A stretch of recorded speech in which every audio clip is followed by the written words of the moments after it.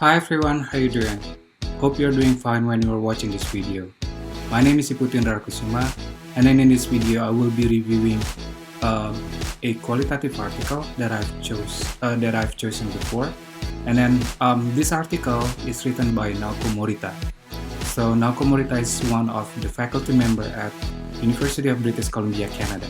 Well, the title of this article is Negotiating Participation and Identity in Second Language Academic Communities.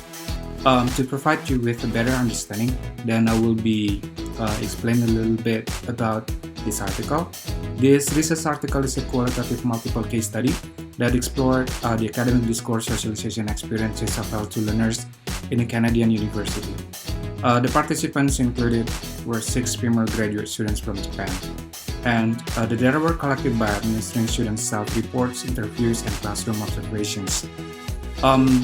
There will be a lot of points that I will be reviewing these presentations. However, I will only provide with a few examples to support my review. Well, without any further ado, everyone, so let's go to my review in introduction. I just want to remind you that in my presentation I will be covering 6 points such as introduction, research methods, analysis, findings, discussions, and then lesson that I learned from this assignment. So let's talk about my review of introduction.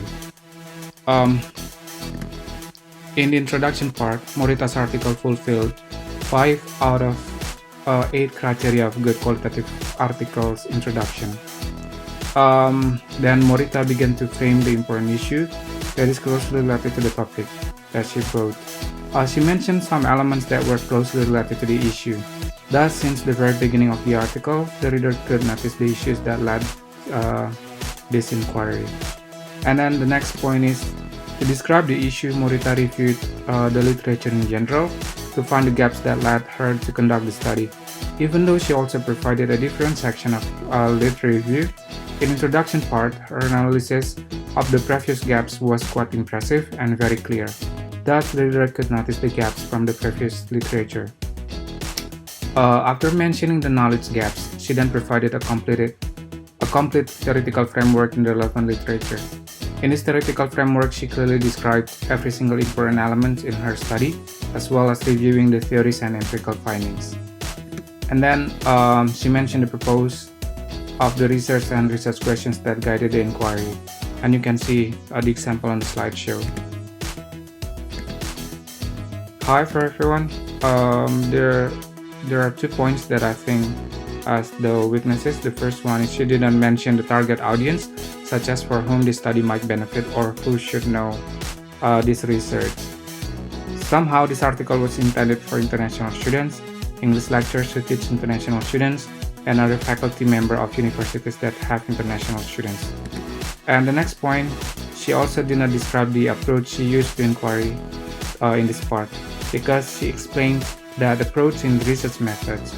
She should have mentioned that she conducted a multiple case study and explained a little bit information about her methods as a preceding information before going to research methods.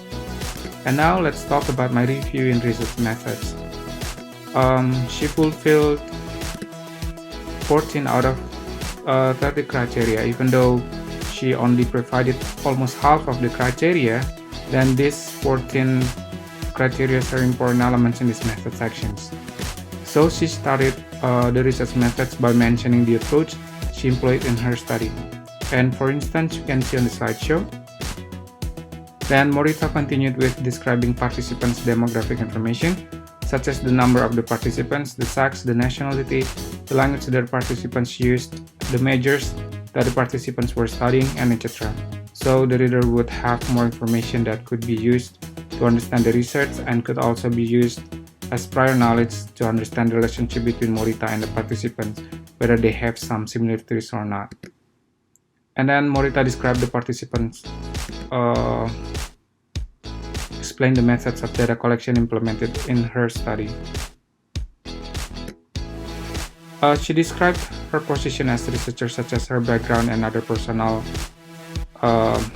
information.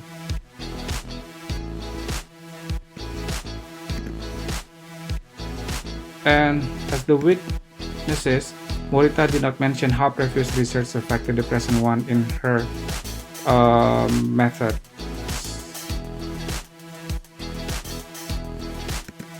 And then she also did not explain whether there is a repository for data sharing or not. Morita did not describe the whole processes of how she came up with 6 female participants. So the reader didn't know whether there was a participant withdrew the process, or the reader didn't know about the response rate of joining the study, and etc. If possible, she should have described the whole processes from inviting the participants to the fixed numbers of participants used in the study. Morita also did not mention whether she had explained the risks and benefits of joining the research to the participants, so it remains unclear. She also did not describe too much about the data collections, such as whether there was protocol change, the shift of strategy of data collections, the question asked to the participants, and any other changes that she needs to report. Now let's talk about the analysis, everyone. In her analysis, Morita's article fulfilled only 3 out of 11 criteria, which is, I think, not good. And then she described clearly on the methods and procedures used and for what purpose or goals. Thus, the reader could understand the overall methods implemented by Morita in the study. She also described the trustworthiness checks by summarizing the database to show the triangulation she did in her study. And she explained the process for arriving at an analytic scheme by explaining the procedure of data analysis and the categories she may derive from the data. Then, for example, you can see on the slideshow. Now let's talk about the weaknesses. So she did not explain anything about the data coding in her study. So that's why then it remains unclear for the reader whether the coding has been prepared before or prior to the study, or the coding was conducted during the data analysis. Now let's talk about the findings. In the findings, Morita's article fulfilled 3 out of 4 criteria, which I think very good. She described the data or the research findings clearly. Her explanation is easy to understand, and she could build a description really well and in chronological order. Thus, it is very easy to follow.